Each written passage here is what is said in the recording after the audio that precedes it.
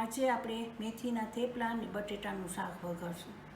બટેટાના શાકમાં મરચું જોઈએ, ધાણા જીરું જોઈએ, હળદર જોઈએ, નિમક જોઈએ, ટમેટાં જોઈએ, ધાણા જોઈએ, રાઈ જોઈએ, જીરું જોઈએ, લાલ મરચાં જોઈએ, હિંગ જોઈએ ને ટમેટાં પૂરી જોઈએ. આ 4 બટેટા છે, આવા નાના સુધારવાના. હવે હું એનો વઘાર કરું છું.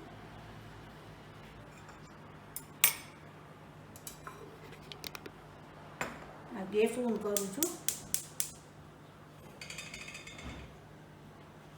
એમાં 4 ચમચા તેલ નાખું છું.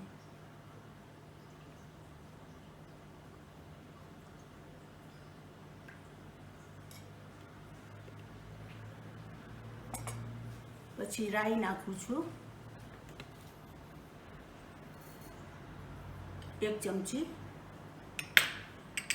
1 ચમચી જીરું નાખું છું. લાલ મરચાં નાખું છું 2. હિંગ નાખું છું જરા.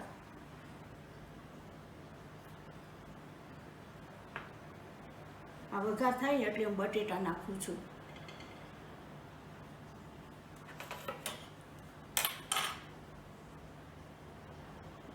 આ વઘાર થઈ ગયો છે, હું એમાં બટેટા નાખું છું. મીડિયમ ગેસ હોવો જોઈએ. હવે એમાં હું મરચાંની ભૂકી નાખું છું.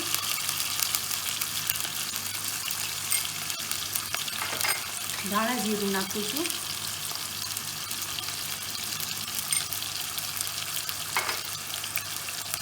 હળદર નાખું છું.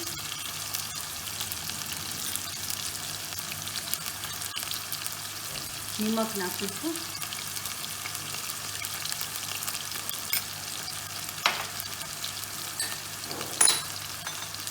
ટમેટાં પૂરી નાખું છું થોડી. મેં ટમેટાં નાખું છું.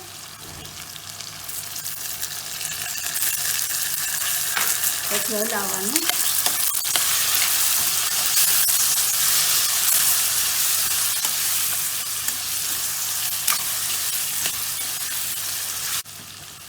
થોડાક ધાણાઈ નાખી દો, એનો સ્વાદ સારો આવે છે. મેં પાણી નાખું છું.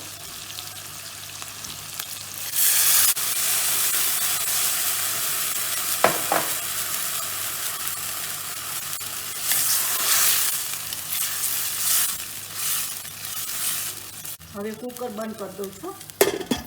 3 વિસલ વાગે ત્યાં સુધી કરવાનું.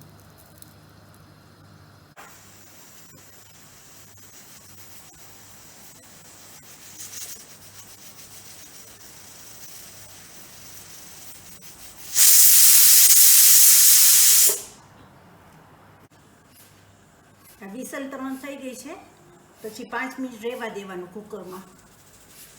હવે આ શાક જોઉં છું થઈ ગયું છે.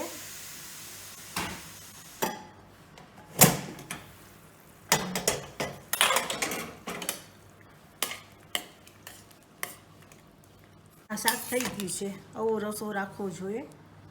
ઉપર ધાણા છાંટવાના. હવે આપણે થેપલા બનાવશું. એમાં ઘઉંનો લોટ જોઈએ, મેથી જોઈએ, નિમક જોઈએ, હળદર જોઈએ, ધાણા જીરું જોઈએ ને મરચું જોઈએ ને હિંગ જોઈએ ને તેલ જોઈએ. હવે હું ઘઉંનો લોટ લઉં છું. 1 કચોરું ઘઉંનો લોટ છે, એમાં 10 થેપલા થશે. એમાં મેથી નાખવાની, જોઈએ એટલી નાખવાની.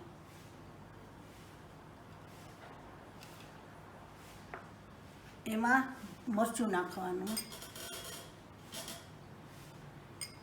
ધાણા જીરું નાખવાનું 1 ચમચી,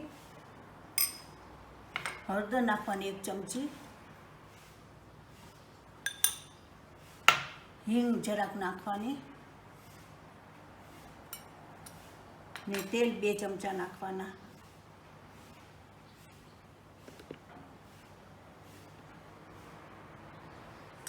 આટલો મસાલો નાખી લોટ હલાવવાનો.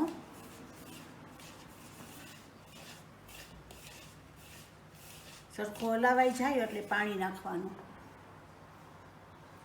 જેટલું સમાય એટલું પાણી નાખવાનું.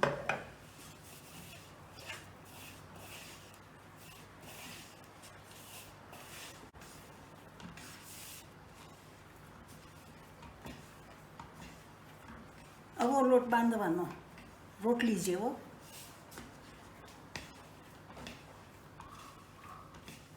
આ બંધાઈ ગયો છે.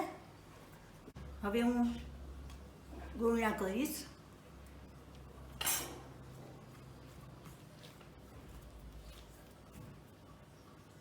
અવળા અવળા કરવાના.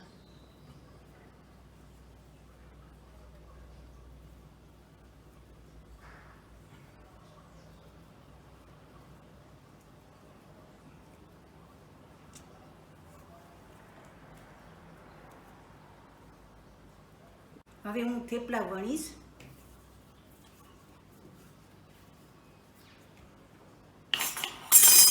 આ આટામણ છે, આને લેવાનો. જરૂર પડે ને તો લેવાનો.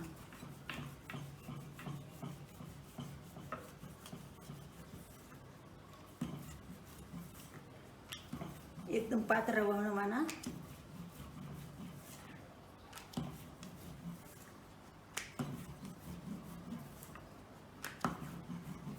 આવા વણવાના.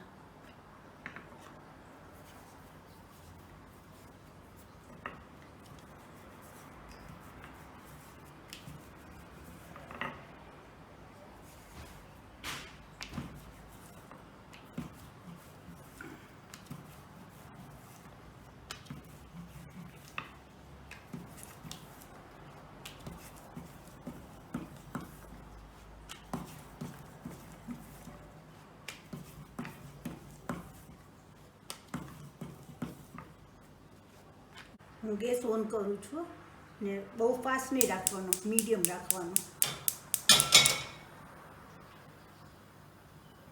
પહેલાં જરાક તેલ ચોપડવાનું લોઢીમાં, પછી થેપલું નાખવાનું.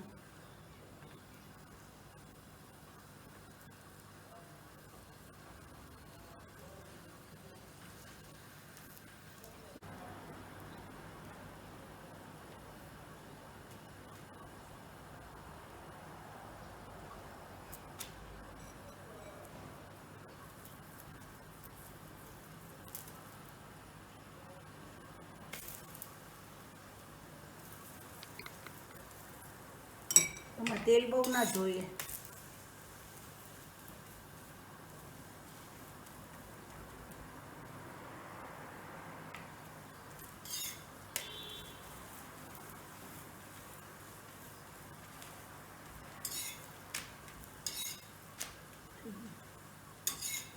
આવા થેપલા કરવાના.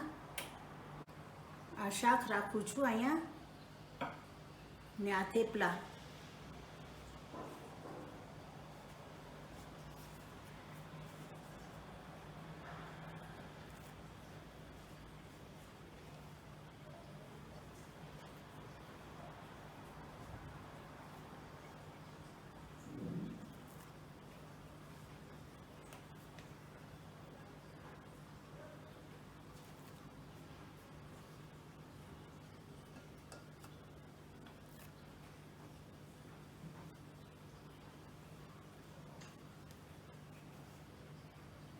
આપણા આ શાક ને થેપલા તૈયાર છે.